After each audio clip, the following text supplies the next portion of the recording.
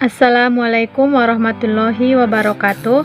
Pertama-tama puji syukur marilah kita panjatkan kehadirat Allah Subhanahu wa taala yang sebagaimana kita masih diberi nikmat kesehatan dan nikmat kesempatan sehingga kita masih dapat melaksanakan perkuliahan kita walaupun masih dalam keadaan daring.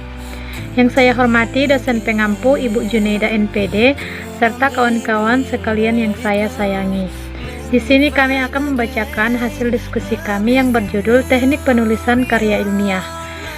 Sebelumnya perkenalkan, nama saya Eli Hasriana Sitompul selaku moderator sekaligus sebagai pembaca pertama dan teman saya Della Alpira sebagai pembaca kedua. Baik, untuk mempersingkat waktu lanjut saja. Yang pertama, pengertian karya tulis ilmiah.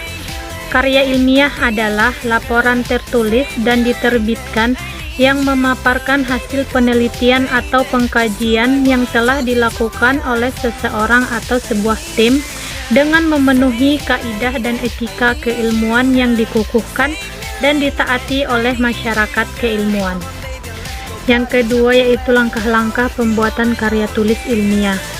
A. Tahap persiapan. Dalam tahap persiapan ini ada yang namanya pemilihan topik atau masalah untuk karya ilmiah.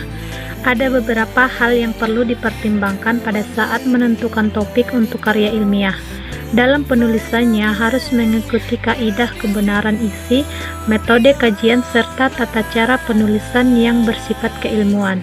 Salah satu cara untuk memenuhi kaidah tersebut adalah dengan melakukan pemilihan topik yang jelas dan spesifik.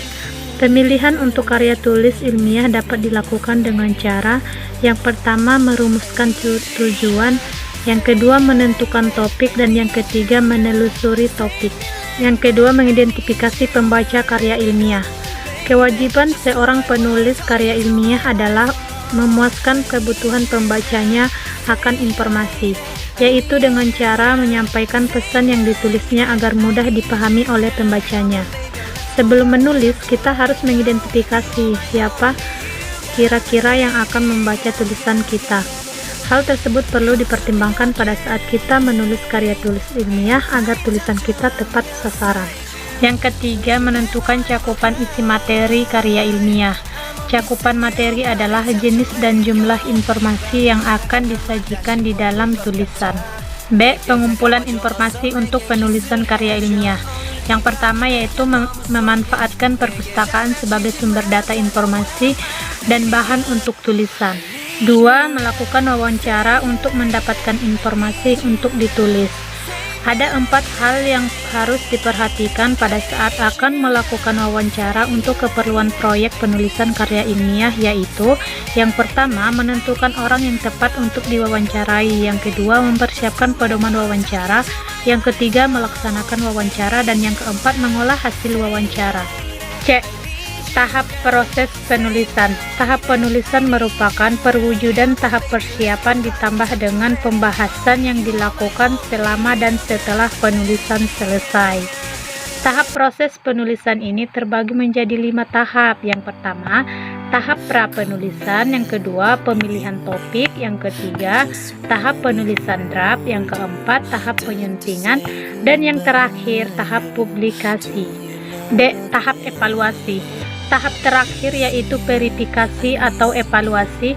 Apa yang dituliskan sebagai hasil dari tahap iluminasi diperiksa kembali, diseleksi, dan disusun sesuai dengan fokus tulisan. Mungkin ada bagian yang tidak perlu dituliskan atau ada hal-hal yang perlu ditambahkan dan lain-lain. 3. Karakteristik karya ilmiah. Karya ilmiah berbeda dengan karangan bebas. Ada beberapa karakteristik karya ilmiah. Yang pertama, mengacu kepada teori, yang kedua berdasarkan fakta, yang ketiga logis, 4 objektif, 5 sistematis, 6 valid, yang ketujuh jelas, dan yang terakhir seksama. Ada sistematika karya ilmiah. Sistematika karya ilmiah ini terbagi menjadi 2, yaitu bagian pembuka dan bagian naskah utama. Di bagian pembuka ini ada terbagi 4, yaitu yang pertama ada judul. Judul ditulis dalam 1 halaman penuh dan diletakkan di halaman depan. Judul ditulis dengan huruf kapital dilengkapi dengan informasi tentang keberadaan laporan. Yang kedua ada abstrak. Abstrak adalah ringkasan isi laporan yang ditulis dengan amat singkat dan padat atau tidak melebihi 400 kata. Yang ketiga ada kata pengantar. Kata pengantar ini adalah pengantar laporan yang diletakkan di bagian laporan sebelum daftar isi dan tidak melebihi 1 halaman. Yang terakhir ada daftar isi. Daftar isi ini menyatakan keseluruhan isi naskah laporan mulai dari halaman judul, kata pengantar, daftar isi, abstrak, bab-bab, dan subbab-subbab daftar pustaka hingga lampiran disertai petunjuk halaman. Yang kedua ada bagian naskah utama. Bagian naskah utama ini ada beberapa macam. Yang pertama itu ada pendahuluan.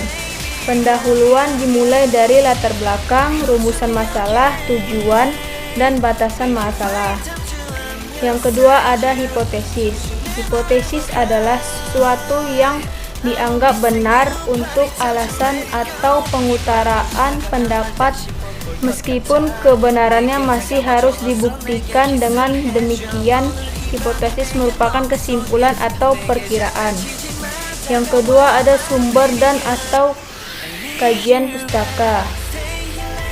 Sumber data atau kajian pustaka ini digunakan penulis karangan ilmiah adalah kepustakaan tempat kejadiannya peristiwa atau hasil observasi, interview, seminar, diskusi, dan sebagainya, termasuk juga mengutip dari berbagai sumber.